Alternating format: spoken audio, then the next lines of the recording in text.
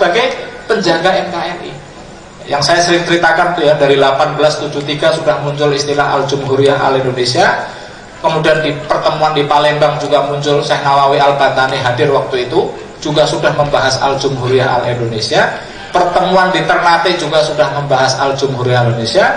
NU Muktamar tahun 1935 ya, NU juga membahas tentang Darul Islam tapi bimakna wilayatul Islam, sama ini dengan istilah Al-Jumhuriyah Al-Indonesia. Lalu muncul Merdeka ya, lalu ujungnya adalah NU memberikan gelar Waliul Amri Ad-Daruri Bisyaukah kepada Soekarno. Jenengan tahu dampaknya ketika, jadi Bung Karno ini adalah pemimpin negara tapi sekaligus sebagai khalifah. Bung Karno ini khalifah. Begitu Bung Karno dikasih gelar Waliul Amri Ad-Daruri Bisyaukah pada ulama-ulama waktu itu di Istana Bogor, setelah itu Bung Karno memerdekakan 37 Pak negara di Afrika maupun di Asia Tengah itu ditandatangani sama Bung Karno. Jadi merdeka karena Bung Karno Pak.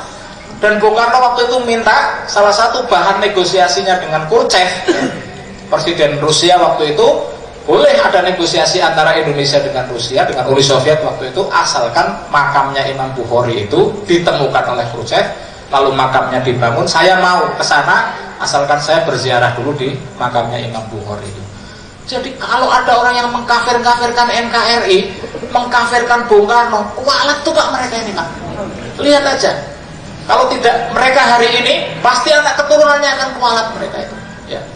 Berani mengkafirkan Soekarno. Soekarno itu kan wali sultan itu. Ya. Pendiri, coba tanya Pak Munim itu. Di tengah kota Kabul yang paling strategis kalau di sini Jenderal Sudirman, di sana adalah jenderalnya jalannya namanya Insinyur Haji Soekarno. Ahmad Soekarno. Semua negara-negara yang didirikan oleh Soekarno itu. Jadi ini sudah bukti bahwa nanti peradaban dunia, peradaban Islam Ahlus Sunnah wal Jamaah, pangkalannya adalah di Indonesia, bukan di negara yang lain Pak.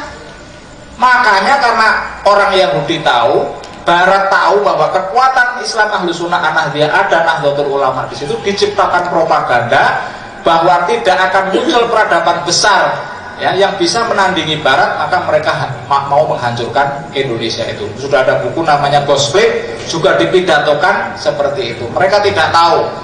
Jadi mereka tidak tahu akan kekuatan Nahdlatul Ulama. Saya meyakini NU besar ya, nanti wasilahnya salah satunya melalui PKPNU, insya Allah NKRI akan kuat ya. Dulu nggak ada Pak. Siapa kita dulu nggak ada. Sekarang di mana-mana di TV. Siapa kita itu kan tiru PKPNU itu. Yang bal-balan itu loh. Di mana-mana orang sekarang teriak siapa kita ini, NU. Lagu Yellow Waton dulu sebelum ada PKPNU belum ada, terus diijazahkan kepada kita. Lagu ini tahun 1916 diciptakan oleh Kiai Wahab Maskullah. Bayangkan coba, syairnya itu yang saya heran luar biasa. Tahun 1916 itu Mbah Wahab sudah menyatakan Indonesia biladi ya, Indonesia biladi anta unwanul fakhoma, ya kan? Siapa? Terakhir. Kullu may ya'tika yauman tomihayal kohimama. Barang suatu saat siapa nanti ada kekuatan yang ingin menghancurkan Al-Jumhuriyah Al-Indonesia itu, maka kamu akan menemui ajalmu. Istilah bahasa Surabayanya itu mate kamu. Tahun 1916 kan belum ada Sumpah Pemuda, 1928 belum ada. Ya. Tetapi oleh skenario Barat, ya, oleh para scholar analis dari Barat, seolah-olah yang memerdekakan Indonesia itu kaum scholar, kaum intelektual. Bukan. Konsep desainnya itu adalah para ulama semua, para habaib semua, bukan para scholar ini Pak. Mereka ini kalau dalam istilah organisasi namanya hanya OC saja, Organizing Committee, HTCS itu. Kalau pendirinya ya NU semua, tapi dihilangkan oleh sejarah. Bahkan ada kelompok yang berani menyatakan ya, jadi ini permainannya Barat dan Belanda ini, menghilangkan nation state-nya, padahal nation state ala Nahdlatul Ulama, ala ulama ini dihilangkan. Nah, mereka mempropagandakan bahwa nation state ini adalah produk dari kafir. Berarti yang mempropagandakan seperti itu mereka dibayari atau mereka didorong oleh propaganda dari Barat maupun dari negara-negara Israel. Jadi sampai bisa tahu lah, kelompok yang anti NKRI itu ya, sampai sudah tahu di belakang mereka ini adalah siapa. Makanya bagi sampean NKRI adalah harga mati titik, bukan koma Pak ya. Jadi setelah ini sampai nggak usah beristihad lagi, sudah nggak mampu, nggak bakal mampu beristihad sampai ini. Mbah Hasim itu, Mbah Karim itu kan orang ulama paling hebat waktu itu ya. Sampai pokoknya sebagai pasukan infanteri udah nggak usah terlalu banyak bertanya ya, pokoknya ada orang macam-macam teriak khilafah, gebuki aja Pak, diajak gelut, sampai harus berani. Wong Laskar Jauzan masa penakut kan gitu ya. Saya NKRI harga mati, kamu khilafah, dia tatang gelut dan sampai harus menang Pak. Kalau sampai kalah itu